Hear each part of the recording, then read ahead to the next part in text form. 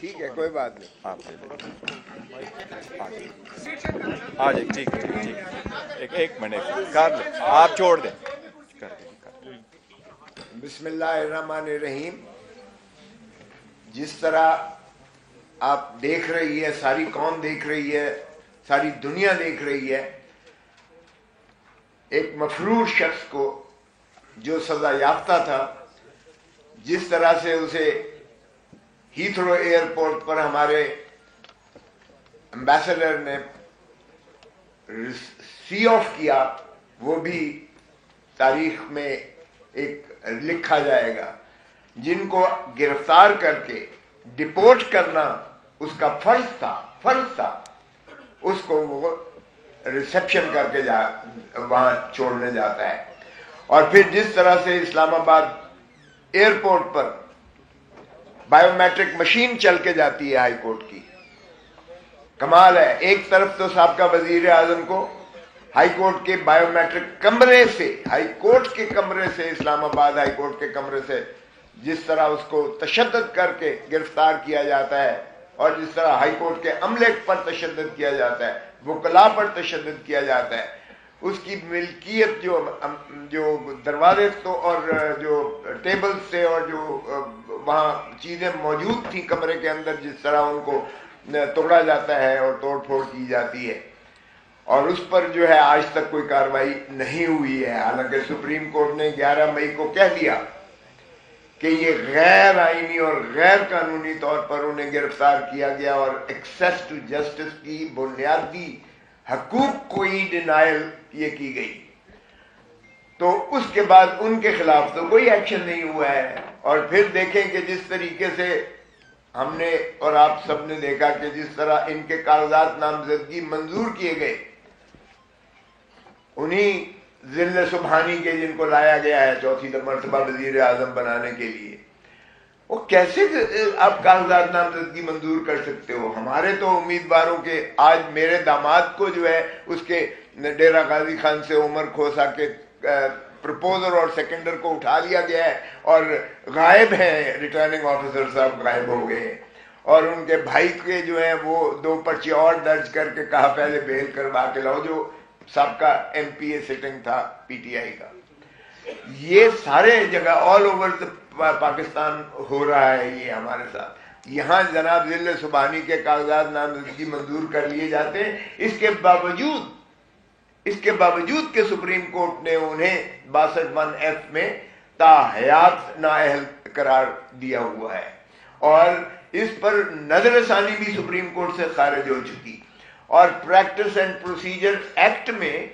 جو یہ شک تھی کہ جو 184(3) کی جو ہوں گی, جو بھی کیس فیصلہ ہوں گے, اس کی 30 دن کے اندر اپیل کا حق دیا گیا تھا, اسے بھی سپریم کورٹ نے مسترد کیا 8-7 کے ریشو سے. اس کو یعنی ریٹروسپیکٹیوٹی آپ اس کو نہیں دے سکتے. سو جس کا مقصود اور مطلب یہ ہوا کہ وہ پاسٹ اینڈ کلوزڈ ٹرانزیکشن کے زمرے میں آ کر وہ فائنلٹی اٹین کر گئی محترم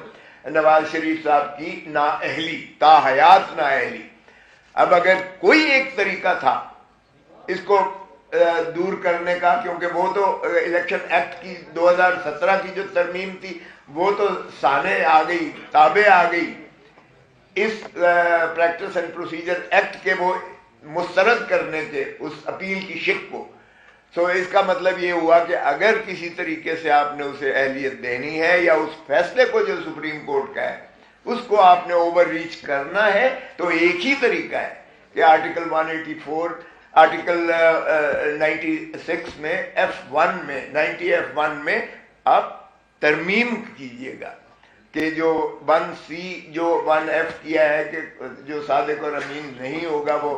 تاحیات اس کو نااہل کیا گیا ہے, وہاں آپ ترمیم بھلے کر دیجئے گا کہ اس کی میعاد پرووائڈڈ کر کے کہ میعاد اس کی 5 سال ہوگی. آپ کو آئین ترمیم کرنا پڑے گا, صرف ایک ہی طریقہ. اور چونکہ پارلیمان ہے ہی نہیں, آئین تو ترمیم ہو نہیں سکتا ہے.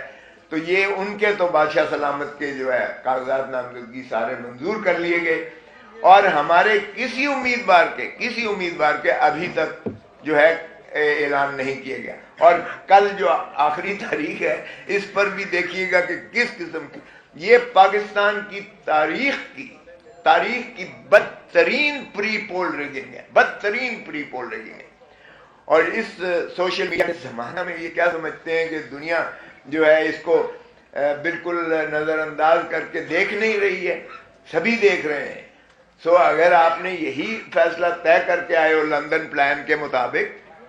کہ بادشاہ سلامت کو چوتھی مرتبہ وزیر اعظم بنانا ہے، تو پھر خدا را یہ کیوں اذیت اور کرب میں قوم کو ڈال رہے ہیں؟ جس طرح چیئرمین صاحب نے کہا، اس سے انسٹیبلٹی بڑھے گی، پاکستان کی معیشت ڈوبے گی، اور یہ کوئی پاکستان کا جو بہی خار نہیں کر سکتا ہے۔ خدا را آپ نے لندن پلان کے تحت ایک ایک کر کے اس طرح اپنے کیسز کو تو بڑی سرعت کے ساتھ فیصلے کروا کے آپ بری ہو گئے، پوتر ہو گئے۔ تو کیا وہ پاناما لیگ کے جو پاناما میں جو انڈیپینڈنٹ جو ہے دنیا کے مانے ہوئے لوگ تھے جنہوں نے تصدیق اور تفتیش کی ساری دنیا کی، وہ صرف شریف خان وعدے کے بارے میں نہیں تھی، وہ باقی دنیا کے بھی تھے، جو غیرت مند جو تھے جن کے بارے میں آئے وہ مستعفی ہو گئے۔ لیکن ہم نے وہ 6 جو آف شور کمپنی تھی، کہتے ہیں جی نام نہیں ہے نواز شریف کا، نام نہیں۔ او بھائی 6 آف شور کمپنیز جو شیل کمپنیز ہیں وہ ہیں ہی آپ ہی کی، اور جس طرح سے منی لانڈرنگ ہوئی، جس طرح سے لیئرنگ ہوئی، جس طرح سے قاضی فیملی کے اکاؤنٹس میں پیسے ٹرانسفر ہوئے، جس طرح سے اسحاق ڈار کا کنفیشنل سٹیٹمنٹ آیا، جس طرح سے براڈ شیٹ جو یعنی ایسٹس فائنڈنگ جو ایک نیب نے، اس وقت کی نیب نے اپوائنٹ کیا تھا بین الاقوامی ڈیٹیکٹیوز کو، انہوں نے جو ان کی انرتھ کی ساری پراپرٹیز، اور جس طرح سے پھر جے آئی ٹی بنی اور 10 والیوم سپریم کورٹ میں دیے گئے، وہ سب یہ کہتے ہیں ردی ٹوکری تھی جی وہ۔ تو پھر تو ماشاءاللہ آپ تو پوتر ہو گئے، اور بعد میں آپ دھرتی ماں کو لوٹنے کا جس طرح سے آپ نے ہر دفعہ مرتبہ کیا ہے، آپ چوتھی مرتبہ پھر لوٹ کے جا رہے ہیں، قوم دیکھ رہی ہے، اور اب لوگوں کو آپ نہیں بنا رہے۔ اتنی دھاندلی کے باوجود پری پولنگ کے 8 فروری ہونے دیں، الیکشنز کو ٹرانسپیرنٹ کرنے دیں، پھر خائف کس لیے، ڈرتے کس لیے؟ یہ ساری آپ کی جو چل رہی تھی ابھی آپ کو دکھائی گئی ہے، بھلے کے نشان کو کیا آپ چاہتے ہیں کہ دیکھیں پاکستان، ہندوستان اور بنگلہ دیش میں یہ کیوں کر سمبل رکھا گیا ہے؟ یورپ میں تو سمبل نہیں ہے کیونکہ وہاں سب ایجوکیٹڈ ہے، یہاں ہماری جو ان ایجوکیٹڈ ہیں، جو لکھنا پڑھنا بھی نہیں دیکھ سکتے، وہ نشان پر ہی ووٹ دیتے ہیں۔ تو آپ پاکستان کے غریب آدمی کو، کسان کو، مزدور کو، دہقان کو، ایک محنت کش کو آپ اس کے بنیادی حق سے محروم کرتے ہیں جب آپ سمبل کو ہٹا دیتے ہیں۔ اور یہ خوش نہ ہوں، کل کو شیر کی باری آ سکتی ہے، پرسوں تیر کی باری آ سکتی ہے، تو یہ کب تک کھیل تماشا آپ کرتے رہیں گے؟ اس ملک کی جمہوریت کے ساتھ کھلواڑ کرتے رہیں گے۔ اطہر من اللہ صاحب نے اپنے نوٹ میں لکھا کہ 47 سے ہم جو کھلواڑ کر رہے ہیں اس ملک کی جمہوریت کے ساتھ، کسی کو پھانسی دے دیتے ہیں، کسی کو تاحیات نااہل کرتے ہیں، کسی کو آج ہم نے پابند سلاسل کیا ہوا ہے، یہ جمہوریت کا مذاق اڑانے کے مترادف ہے، اور اب جو کچھ ہو رہا ہے یہ جمہوریت کا جنازہ نکالنے کے مترادف ہے۔ خدا را ہوش کے ناخن لیں اور ملک کو آگے چلنے دیں، تاکہ ملک جو ہے عوام کا ہے، عوام ہی کی ریاست کو اگر دیکھیں تو ریاست وجود میں ہی تبھی آتی ہے جب آپ الیکشنز کروا کے ان کے نمائندوں کو ان کی حق حکمرانی، اللہ تعالیٰ کی حاکمیت اعلیٰ کتابیں دے دیں۔ جب تک آپ ملکیت عوام کو ان کے مسائل، ان کی حکمرانی پر نہیں دیں گے،